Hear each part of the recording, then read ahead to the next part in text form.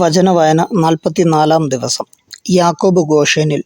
Joseph ഫറവോയുടെ അടുത്തു ചെന്ന് പറഞ്ഞു, കാനാൻ ദേശത്തു നിന്ന് എൻ്റെ പിതാവും സഹോദരന്മാരും വന്നിട്ടുണ്ട്. അവരുടെ ആടുമാടുകളും അവർക്കുള്ള സകലതും കൂടെ കൊണ്ടുവന്നിട്ടുമുണ്ട്.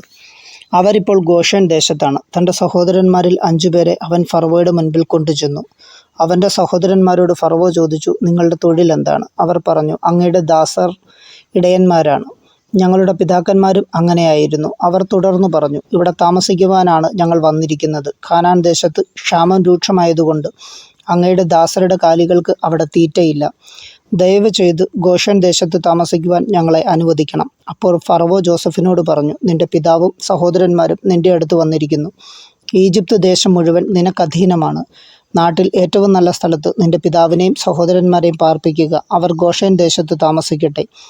അവരിൽ കാര്യശേഷിയുള്ളവരെ നിനക്കറിയാമെങ്കിൽ എൻ്റെ കാലികളെ അവരെ ഭരമേൽപ്പിക്കുക. അതിനുശേഷം ജോസഫ് തൻ്റെ പിതാവായ യാക്കോബിനെ ഫറവോയുടെ മുൻപിൽ കൊണ്ടുചെന്നു. യാക്കോബ് ഫറവോയെ അനുഗ്രഹിച്ചു. നിങ്ങൾക്ക് വയസ്സെത്രയായി? ഫറവോ ചോദിച്ചു. എൻ്റെ ദേശാന്തരവാസക്കാലം 130 വർഷമായിരിക്കുന്നു. അത് ഹ്രസ്വവും കഷ്ടപ്പാടുകൾ നിറഞ്ഞതുമായിരുന്നു. എൻ്റെ പിതാക്കന്മാരുടെ ദേശാന്തരവാസക്കാലത്തോളം ആയിട്ടില്ല അത്. ഫറവോയെ അനുഗ്രഹിച്ചതിനു ശേഷം യാക്കോബ് അവൻ്റെ അടുത്ത് നിന്ന് പോയി. ഫറവോ കൽപ്പിച്ചതുപോലെ ജോസഫ് തൻ്റെ പിതാവിനും സഹോദരന്മാർക്കും ഈജിപ്തിലെ ഒരു ദേശം അവകാശമായി നൽകി. അവരെ അവിടെ പാർപ്പിച്ചു.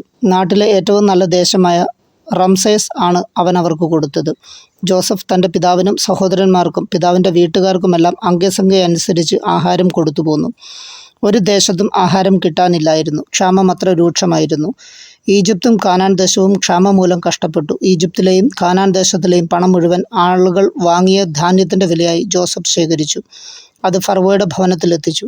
ഈജിപ്തിലും കാനാനിലുമുള്ള പണമൊക്കെ തീർന്നപ്പോൾ ഈജിപ്തുകാർ ജോസഫിൻ്റെ അടുത്ത് വന്ന് പറഞ്ഞു, ഞങ്ങൾക്ക് ആഹാരം തരിക. അങ്ങയുടെ മുൻപിൽ കിടന്ന് ഞങ്ങൾ മരിക്കുവാൻ ഇടയാക്കരുത്.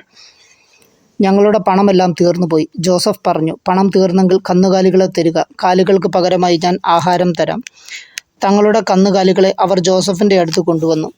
കുതിരകൾക്കും ആടുമാടുകൾക്കും കഴുതകൾക്കും പകരമായി അവൻ അവർക്ക് ആഹാരം കൊടുത്തു. അവൻ അവരുടെ കന്നുകാലികൾക്കെല്ലാം പകരമായി അവർക്കൊരു വർഷത്തേക്ക് ആഹാരം നൽകി. അടുത്ത വർഷം അവർ ജോസഫിൻ്റെ അടുത്ത് ചെന്ന് പറഞ്ഞു, പണം തീർന്ന കാര്യം യജമാനനിൽ നിന്ന് ഞങ്ങൾ ഒളിച്ചു വയ്ക്കുന്നില്ല. ഞങ്ങളുടെ കന്നുകാലികളും അങ്ങയുടേതായി. ഞങ്ങളുടെ ദേഹവും നിലവുമല്ലാതെ ഞങ്ങൾക്കിനി ഒന്നും ബാക്കിയില്ലെന്ന് അങ്ങയ്ക്ക് കാണാമല്ലോ. ഞങ്ങളും ഞങ്ങളുടെ നിലവും അങ്ങയുടെ കൺമുൻപിൽ നശിക്കാതിരിക്കുവാൻ ഞങ്ങളെയും നിലത്തെയും വാങ്ങി പകരം ഞങ്ങൾക്ക് ആഹാരം തരിക. ഞങ്ങളും നിലവും ഫറവോയ്ക്ക് അടിമകളായിരുന്നു കൊള്ളാം. ഞങ്ങൾ മരിച്ചു പോകാതിരിക്കുവാനും നിലം ശൂന്യമാകാതിരിക്കുവാനും വേണ്ടി ഞങ്ങൾക്ക് ധാന്യം നൽകുക. അതുകൊണ്ട് ജോസഫ് ഈജിപ്തിലെ നിലം മുഴുവൻ ഫറവോയ്ക്ക് വേണ്ടി വാങ്ങി. ക്ഷാമം വളരെ കഠിനമായി തീർന്നതിനാൽ ഈജിപ്തുകാരെല്ലാം തങ്ങളുടെ നിലം വിറ്റു. അങ്ങനെ നിലമെല്ലാം ഫറവോയുടേതായി. ഈജിപ്തിൻ്റെ ഒരറ്റം മുതൽ മറ്റേ അറ്റം വരെയുള്ള സകലരും അടിമകളുമായി. പുരോഹിതന്മാരുടെ നിലം മാത്രം അവൻ വാങ്ങിയില്ല. പുരോഹിതന്മാർക്ക് ഉപജീവനത്തിനായി ഫറവോ ഒരു വിഹിതം നിശ്ചയിച്ചിട്ടുണ്ടായിരുന്നു. അതിനാൽ അവർ തങ്ങളുടെ നിലം വിറ്റില്ല. ജോസഫ് ജനങ്ങളോട് പറഞ്ഞു, ഇന്ന് ഞാൻ നിങ്ങളെയും നിങ്ങളുടെ നിലത്തെയും ഫറവോയ്ക്കായി വാങ്ങിയിരിക്കുന്നു. ഇതാ വിത്ത്, കൊണ്ടുപോയി വിതച്ചുകൊള്ളുവിൻ. കൊയ്യുമ്പോൾ 5-1 ഫറവോയ്ക്ക് കൊടുക്കണം.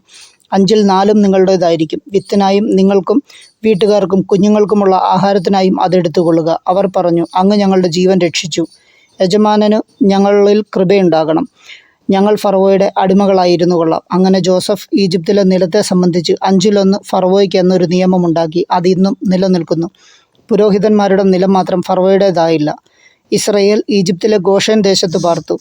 അവർക്ക് അവിടെ ധാരാളം സ്വത്തുക്കൾ ഉണ്ടായി. അവർ സന്താന സമൃദ്ധിയുള്ളവരായി പെരുകി. യാക്കോബ് ഈജിപ്തിൽ 17 വർഷം ജീവിച്ചു. യാക്കോബിൻ്റെ ആയുഷ്കാലം 147 വർഷമായിരുന്നു.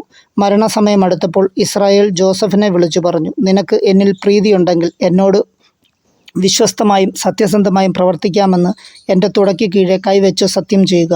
എന്നെ ഈജിപ്തിൽ സംസ്കരിക്കരുത്. എനിക്ക് എൻ്റെ പിതാക്കന്മാരോടൊപ്പം വിശ്രമിക്കുന്നതിന് എന്നെ ഈജിപ്തിൽ നിന്ന് കൊണ്ടുപോയി അവരുടെ ശ്മശാനത്തിൽ അടക്കുക.